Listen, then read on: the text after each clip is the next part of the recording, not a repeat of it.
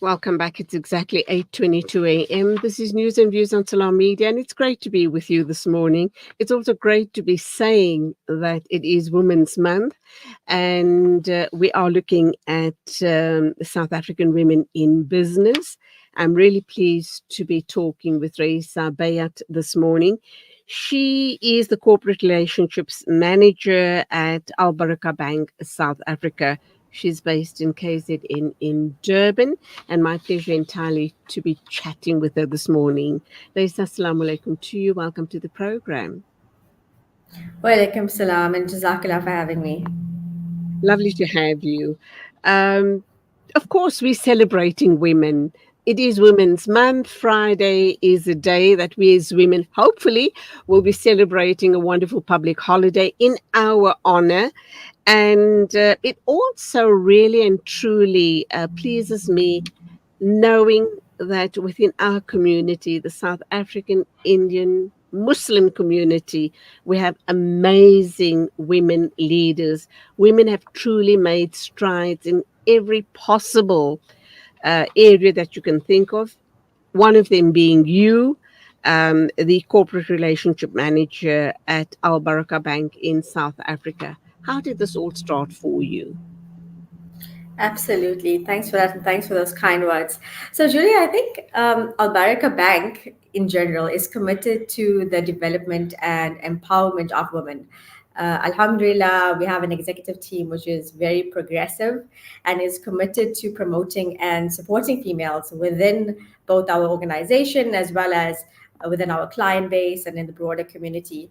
And that's why there's individuals like myself who are able to be in leadership positions such as these. Interestingly enough, I actually joined Al Baraka Bank a decade ago, so 10 years ago. Ooh, I started as a graduate. And I actually started my first role at Baraka was as a credit analyst within the corporate department. And I then progressed and worked up the corporate ladder to supervisor and now manager. And hopefully the next COO or CEO in the future. But yeah, so I think our organization is very committed to that in terms of promotion of females. Subhanallah, and I do hope that I'll be talking with you sometime soon to congratulate you on your next uh, upward move regarding your position within Al Baraka. Now, let's talk about your work there. And you are one of, I presume, many female women working for Al Baraka, holding top positions. Alhamdulillah, and undoubtedly lots of hard work had gone into it. Did you work towards this particular position? Did you know that it was in the pipeline? Or, was it, I suppose you guys work with KPIs and all of that, your performance is measured, you're given regular feedback. Did you know that you were on this career path? So I think, Julie, for myself, I'm a very goal-driven, very ambitious individual, and I think within the organization, there's always a career plan and a training or development plan. So there are sessions that I held with the staff to ensure that they are being empowered and upskilled to move into the type of roles that they would like to be in the future. Obviously, noting that the positions that individuals may see themselves in may or may not materialize in the future based on positions being available and vacancies being available. So, Julie, I think to answer your question with regards to whether I was working towards this role, yes, for sure. I always saw myself in this role of relationship building and community building. So, yes, for sure. And I think the bank, the executive team, and senior management assisted me in that by giving me the experience and the exposure in my roles early on at the bank to equip me with those skills so that I would be able to transition into this position going forward. And so, yeah, I think the position opened up. There was an opening, there was a vacancy that became available, which I applied for. And as you mentioned, of course, within a corporate, there are always metrics and performance appraisals and sort of KPIs that we're measured against. And I think, Alhamdulillah, with the guidance and support of my team, I managed to, Alhamdulillah, perform well enough to prove myself and to prove that I could be competent enough to move into this role and excel in this role, which I hope I am doing so now. Yeah.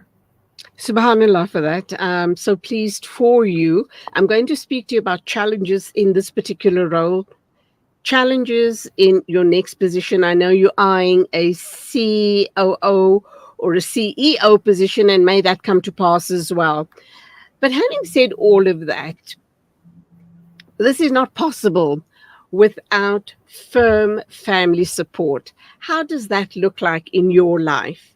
And I'm assuming you are married. I'm assuming there are children as well. How do you balance, you know, and prioritize?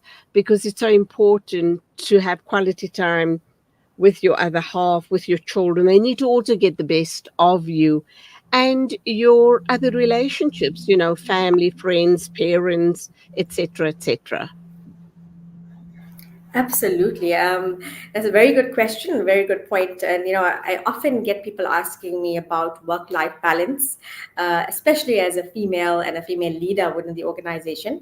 And I think for me, Julie, like you said, it's all about prioritization and time management. So, yes, I am married. I have two kids. I've got a 4-year-old daughter and a 7-month-old son.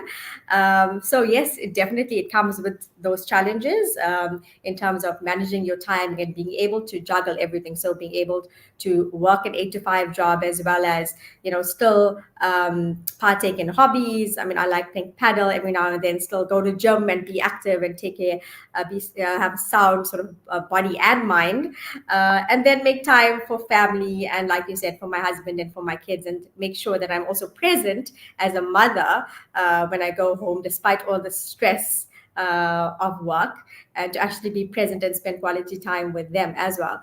But I think most importantly for me is the strong support system. So that network and that support system of family. I mean, obviously, I have in-laws, my mother, my siblings, friends, extended family who are very supportive and who always are willing to lend a helping hand, be it with babysitting, taking care of my kids, my husband as well.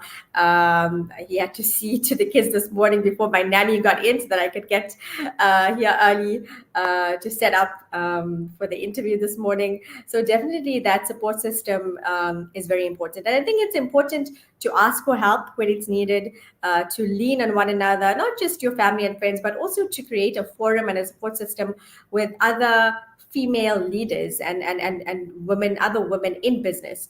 And I think it's important to just have that sort of community where you can bounce off ideas, share ideas, and get the help that you need, and get advice from other senior women and other leaders within corporates and within organizations as to how they manage their time and they manage their workload and that work-life balance.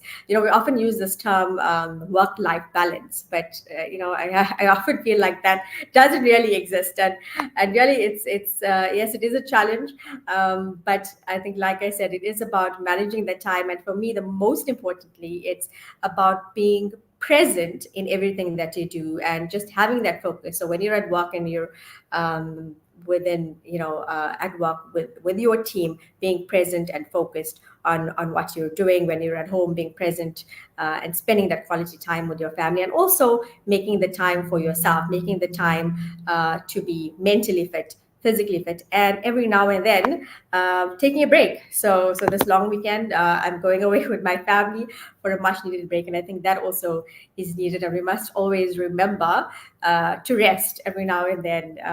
Take that much needed break, recoup, recover, and come back refreshed and rejuvenated to take on the next challenge. So yeah. And obviously, you need to learn to play as hard as you work, because undoubtedly, in the position Absolutely. that you're in, there's lots of hard work involved here. Let's look at the challenges. There must be so very many challenges. How do you broach them?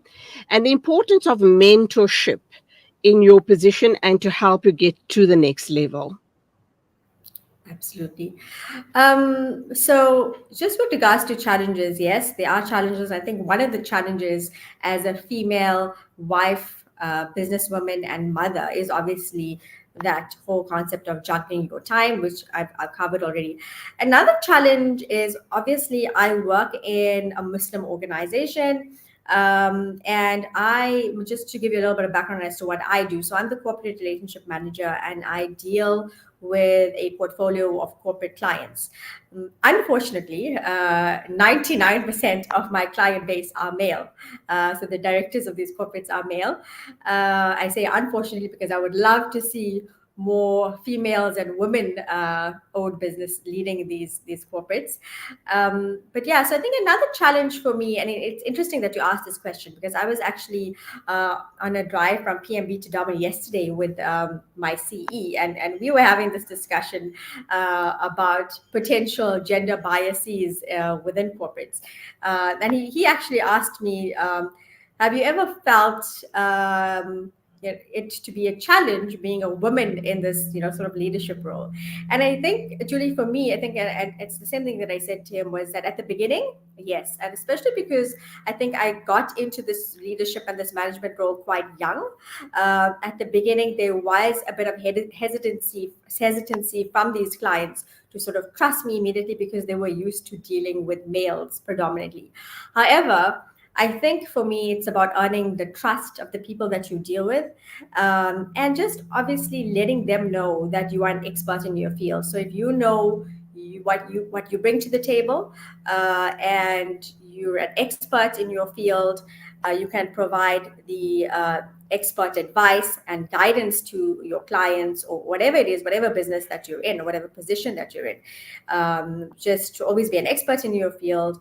And relationship building is also very important. So for me, I think I did mention I am a corporate relationship manager, but in especially I think in any role, when you're dealing with your team as a leader within your organization, when you're dealing with service providers, when you're dealing with clients, relationship building is really important. So really just forming connections with these individuals.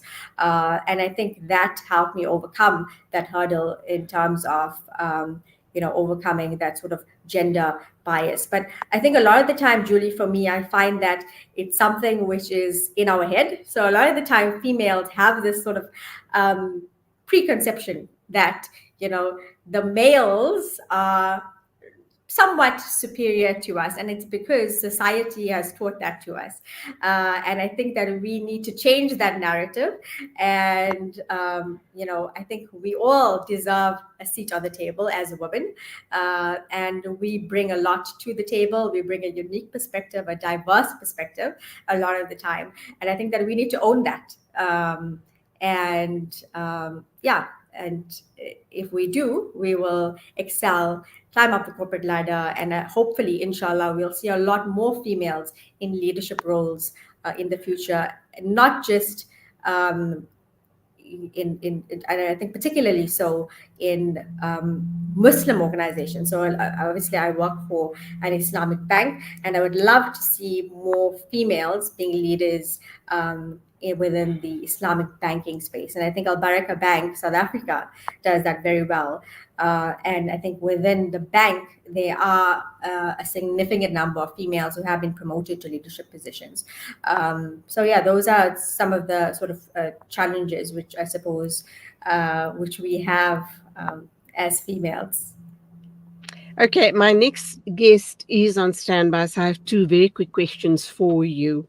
There's a perception out in the wider arena, in the corporate space, that if you're a woman leader, you've got to work that much harder compared to your male counterpart. You may be on the same level, but you just have to push yourself that much further simply to prove that you are as capable as your male counterpart, because I think other males take the male more seriously than they would take a female seriously in that particular role. And then instead of women in the corporate space, instead of stretching out a hand of support, actually beat you down. Have you experienced that? And if you have, how have you dealt with it? So, Julie, I think yes and no. Yes, you mentioned that there's this preconception, and that this is what it's like in society. I think that I found that with the older generation, yes, it is true to a certain extent. However, that is changing. So I find that with the sort of younger generation, they are a lot more receptive to females in leadership positions, as well as with the older generation now. So I think that there has been somewhat of a mindset shift with regards to men being superior to females. Yes, to a certain degree in certain roles and certain positions, because they are predominantly male industries and they are male dominated industries. Yes, I do agree that sometimes, yes, it does require more effort from our side as females to prove ourselves. However, I think it goes back to, you asked how do I handle that and how do I deal with that.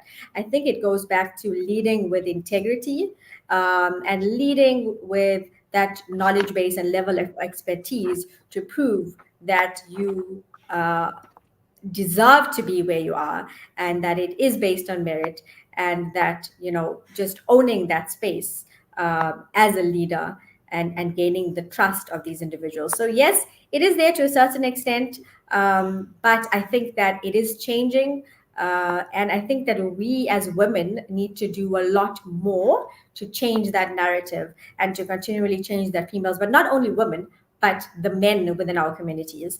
And there are definitely males within our community and within the broader community who are very supportive of women in corporates and in businesses. And I think that we need to hear more of these male voices coming out and speaking of the achievements and accolades of women, and supporting women more in these initiatives. You mentioned women putting other women down. Unfortunately, I don't think I have experienced that personally myself, but I have witnessed it. And yes, it is a sad reality, and it does happen sometimes. But again, Julie, I think that this is changing, and you're seeing a lot more in the social media of, these women supporting women, and I think that yes, it is changing. And like I said, that having that support group and that forum of women who uplift one another, to empower one another, and to learn from one another is very important. And I personally hope that, I see it changing, and I hope that it will change for the better in the future. And yeah, that we can support, and that we can all be successful, support one another to all be successful, in going forward. Okay, let's wrap up by talking very quickly about the Al Baraka Women in Business Summit. Can you give us details about that? Who should be attending these discussions, the summit? What will we gain out of it? And are there any, are these all online sessions, or are there certain in-person sessions happening as well? How do you go about booking for it? Yes. So, Julie, it is August. It is Women's Month, which is usually a month reserved to celebrate and honor women. I think Al Baraka we've run a very successful event specifically for women in business in prior years. It has become one of our flagship events. And this year will be no different. We're pulling out all the stops. We're doing something very different, very exciting, and very innovative. So just to give you a little bit of an idea as to how it's going to work. Previously, the events were in the format of either a keynote speaker or a panel discussion focusing on one broad topic. However, we've listened to feedback from prior events, and this year we're adopting a much more focused approach. Our aim is to not only empower, but give maximum value to the attendees. So the intention is to essentially equip the attendees with tangible tools and skills which they can actually go back and put into practice both in their business and in their everyday lives. The event will run in three regions. So nationally, it will be hosted on a Saturday on the 17th of August in KZN, on the 24th of August in Johannesburg, and on the 31st of August in Cape Town. So it will be run in the format of a summit. So we're going to be hosting it over the day. So it will run from 9 a.m. to 3 p.m. And we will be hosting 4 sessions with specific topics and we've got some amazing speakers who are experts in their respective fields. I do want to mention that another very exciting feature of the event this year is that we will be hosting female-owned businesses and entrepreneurs on the day. So in each region on the day, we will be having vendors exhibiting. This will be open to the public to come in, purchase, and support these women-owned businesses for the duration of the summit. Julie, if I can just give you a little brief background as to the sessions We'll have to be very that we quick. will We're be running hosting. out of time. Okay, so just very quickly, the first session will be run by Appa Zaira Karim, and we'll be covering how to balance ambition and faith, and how to stay true to our Islamic values while still being successful in our careers and businesses. The second session will be in a panel discussion format, and we'll be covering topics such as financial planning, wellness, inheritance, Islamic wills, and estate planning, which is very important in our community. The third session will be on the workshop, a workshop on the power of networking, and it will be a forum where a woman will learn the tools needed to improve their personal brand, and how to build an authentic brand for themselves and their businesses, and tools to make it easier for them to network. And the last session will be a workshop on digital marketing and the basic tools and resources which can be used to market businesses on digital platforms. Okay, so I presume I'm not going to ask you for the details. Unfortunately, we've run out of time, but if anybody needs more information, they can go to your website, inshallah, and Yes, so Julie, if all they of the can just information. go onto, sorry, if they can go onto our Instagram profile at Al Baraka SA, click on the link in our bio to register. Seats are filling out fast. So, yeah.